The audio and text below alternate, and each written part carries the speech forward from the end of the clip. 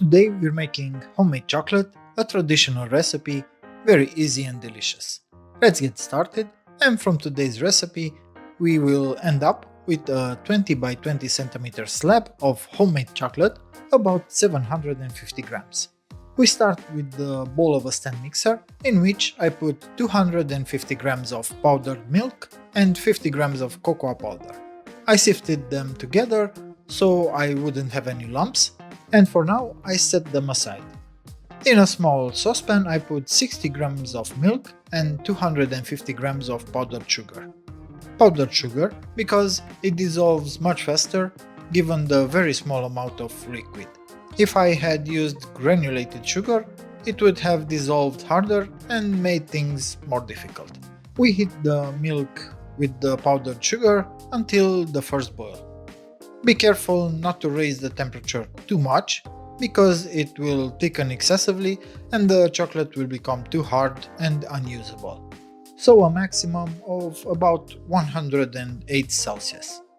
We stir the milk and powdered sugar mixture with a whisk. This also helps make sure there are no lumps that would dissolve more slowly. After that, we switch to a spatula because it's easier for me to stir along the bottom of the saucepan so it doesn't burn or stick. Stir gently from time to time while the milk and sugar heat up. As mentioned, at the first boil, or if you have a thermometer, when it reaches 108 Celsius, remove it from the heat and let it sit for a bit. We want the temperature to drop before adding 125 grams of butter. Ideally, we want it to cool down to around 85 Celsius, then we add the butter and stir. If you don't have a thermometer, don't panic, just leave it on the counter for about 2-3 minutes and it's perfect. Once the milk and sugar mixture have cooled slightly, add the butter. You can add it all at once at room temperature. There's no point in using cold butter because we don't want to cool the mixture too much. Stir gently until the butter melts.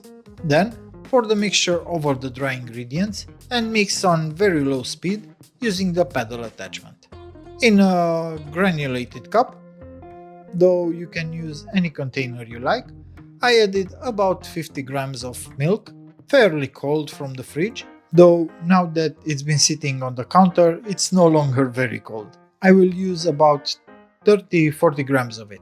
After adding the mixture and starting to mix, add the milk little by little until the entire composition comes together and becomes glossy when you stop mixing. Once it's glossy, stop adding milk. Try not to add too much extra milk, because the more you add, the softer the homemade chocolate will be. But don't skip it entirely either, because you'll see that otherwise the composition doesn't bind well and won't have that nice shine. Transfer the composition. I use a 20 by 20 centimeter frame. I placed it on a tray so I can move it easily, with baking paper underneath, and I simply pour the mixture inside and level it roughly. Try not to work it too much, because if you do, sometimes the fat from the butter tends to separate. I just want to spread it into the mold and that's it. At the end, if you want decoration, I use roasted hazelnuts. I like how it looks with whole hazelnuts arranged on top. Of course, you can also chop them or use anything else for decoration. Candied fruit, other types of nuts, freeze-dried raspberries, pistachio, whatever you prefer. What I want to mention here is that because the chocolate is so dense, the decoration you put on top needs to be pressed in quite firmly so it adheres properly. Otherwise, if you just lightly place it on top, it tends to fall off when slicing or removing it from the mold. So I press the hazelnuts well into the chocolate. Refrigerate the chocolate for a few hours. You'll see that it sets quite quickly. In 2-3 hours it should be ready. After that, slice it into whatever size you like and you can enjoy it.